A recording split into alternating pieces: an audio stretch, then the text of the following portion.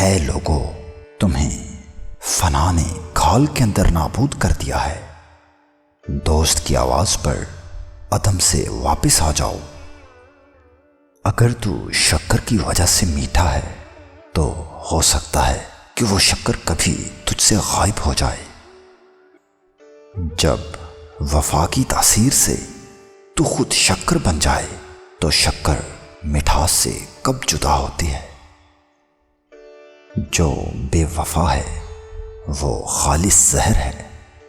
عاشق جب اللہ کی جانب سے شراب کی غذا پا لیتا ہے، اے دوست، عقل اس جگہ بالکل بیکار ہو جاتی ہے۔ اگر تو اپنے لیے آگے پیچھے کا گمان رکھتا ہے تو جسم کا پابند ہے اور جان سے محروم ہے۔ تو اگر وجود اور عدم سے گزر جائے تو ابدی زندگی حاصل کرے۔ اگر تجھ میں ناقص عقل ہے تو کامل عقل والا تلاش کر لے۔ تیری ناقص عقل اس کی کامل عقل سے کامل ہو جائے گی۔ کامل عقل نفس کے لیے توق بن جاتی ہے۔ کون سا خوش ایسا ہے جو کبھی ناخوش نہ ہوا ہو؟ کون سی چھت ایسی ہے جو پامال نہ ہو؟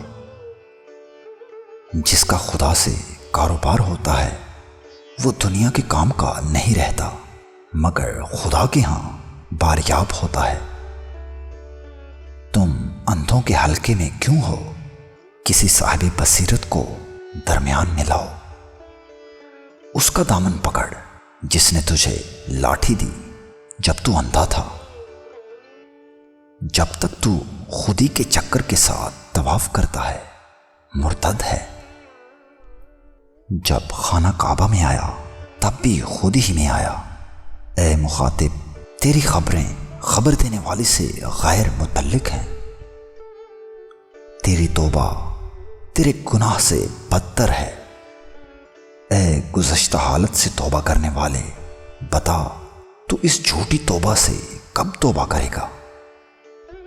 انسان کے جسم میں جان اور روح جاری پانی کی طرح غیب سے پہنچتی رہتی ہے۔ بہت سی جگہوں پر خرچ نہ کرنا خرچ کرنے سے بہتر ہے۔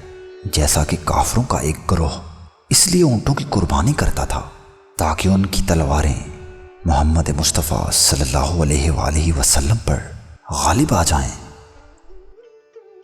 اس بات کو سمجھ، اگر تو لاتعداد مال و دولت پانا چاہتا ہے تو اللہ کے مال کو اللہ کے حکم کے بغیر خرچ نہ کر۔